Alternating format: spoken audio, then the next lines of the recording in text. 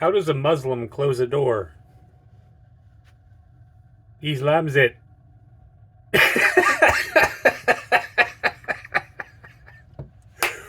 What's up, weirdos? Scott here. Thanks again for visiting the channel. As always, I appreciate it. If this is your first time to the channel, thank you so much for watching. I hope you enjoy the content. Today, ladies and gentlemen, boys and girls, cats and kittens, we've got a very exciting unboxing for you today. As you can see, I've got a Hinderer knife. I have not been into this guy yet. I managed to control myself, got everything taken care of when I got home, and I I decided to do the unboxing. As you guys know, well, you might not know, I made a video a few days ago where I changed the scales on my Hinderer XM24, and I let you guys know that there was another Hinderer on its way here, and this is it. I'm very excited about this, guys. I haven't been able to get a hold of this knife yet, but I finally did. I'm so excited. This is the Project X S45VN clip point tri-weight stonewash blue on the lock side, red G10 on the show side.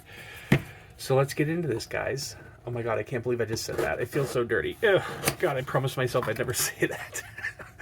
Oh god, that's beautiful. I haven't even taken it out of the package yet, and it's fucking gorgeous.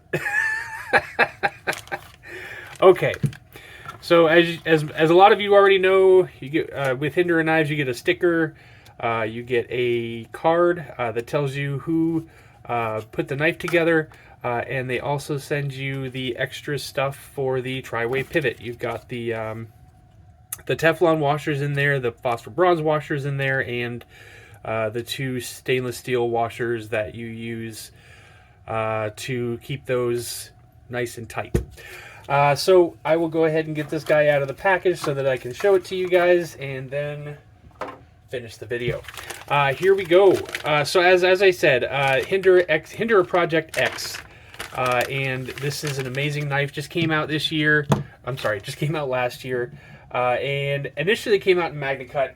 I don't really care about MagnaCut all that much. I think that MagnaCut is overkill for just about anything that most people, 99% of the knife community, will have to do, or will have to use to do things. Most of the time, people can get away with something like S35VN, S30V, S45, something like that.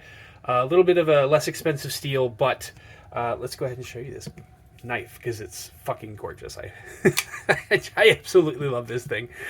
Oh man, that's beautiful. Now I prefer Hinderer's working finish, but this is stonewash, obviously. S45VN, let me show you that. S45VN, made in the USA. You've got a textured blue anodized titanium lock side scale here, and this is obviously a frame lock knife, as you guys can see. We've got a titanium pocket clip right here.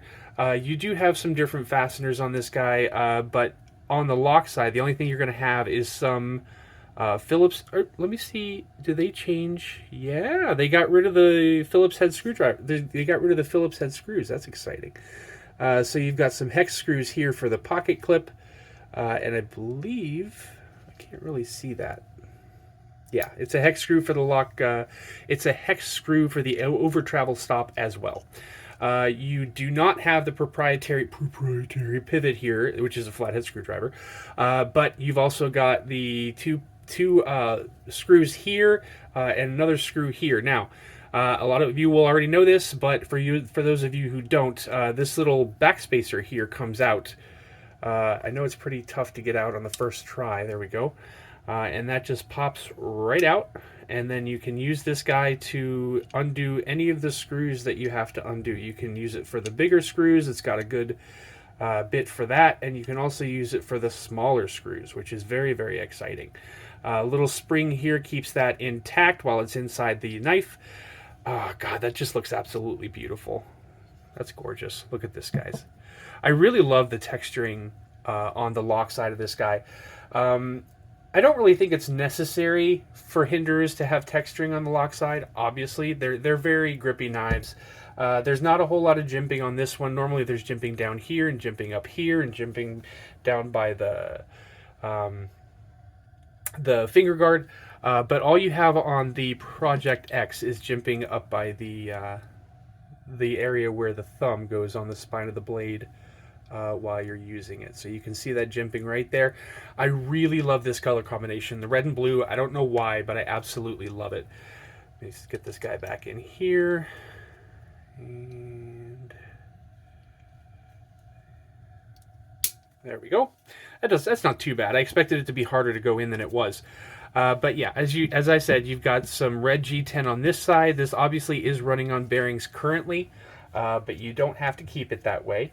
I really like the way the handle is shaped on this one. It's got just plenty of open room.